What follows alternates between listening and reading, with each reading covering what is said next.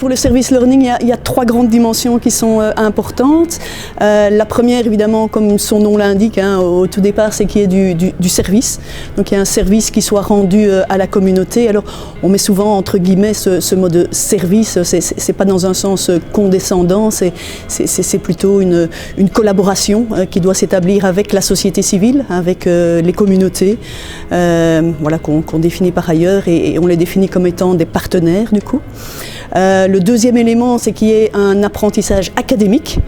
Donc ça veut dire qu'évidemment, il faut qu'au niveau de la discipline dans laquelle s'insère ce cours, il y ait de réels acquis pour les étudiants, qu'on puisse articuler effectivement ce service avec des concepts, avec des théories au niveau de la discipline en question. Et alors le troisième élément qui est très important aussi, c'est qu'il faut qu'il y ait un apprentissage civique, citoyen, donc il faut que ça touche à des enjeux de société, il faut que ça touche à quelque chose qui est transformatif pour la société.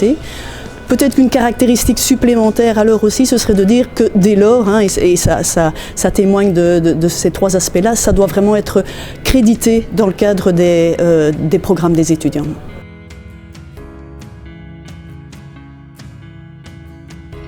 Après les appels lancés par l'ARES, nous avons formulé un projet d'amorce qui vise à créer un réseau entre les universités de la RDC, mais pas toutes les universités. On a choisi d'abord trois universités. La première université, c'est l'université de Kinshasa, la deuxième université, c'est l'université Congo, et la troisième université, c'est l'université de Mbuji-Mayi. Le but ici, c'est de créer un réseau entre ces trois universités-là autour du service learning et prendre ces réseaux, le connecter avec l'UC Louvain pour pouvoir développer tous les outils qui ont trait avec le service learning. Mais dans les buts, c'est que au bout de 2 ans, parce que c'est un projet qui est financé sur 2 ans, au bout de 2 ans, on compte avoir pas mal d'étudiants belges et congolais de ces trois universités congolaises plus l'UCLouvain, ça fait 4 universités qui vont pouvoir collaborer autour des questions liées sur le service learning, former d'abord des gens sur la pratique du service learning dans les 3 universités, de même que Louvain Coopération pourra apporter évidemment son expertise autour du service learning dans ce projet. Nous amorçons la création d'un réseau autour du service learning en République démocratique du Congo.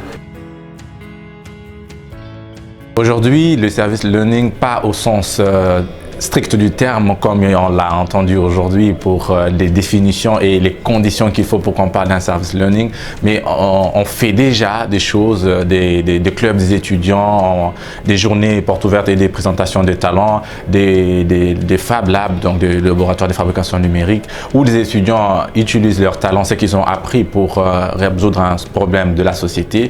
Mais bon, il n'y a pas la réflexivité ou il y a un apprentissage continu qu'on devrait avoir, ces côtés sociaux qu'on veut et humanitaires qu'on veut aussi avoir dans le service learning. Mais déjà, il a commencé, on va dire, dans un contexte congolais pour l'instant, et on voudrait l'améliorer avec ce qu'on va apprendre avec les formations continues. Et voilà.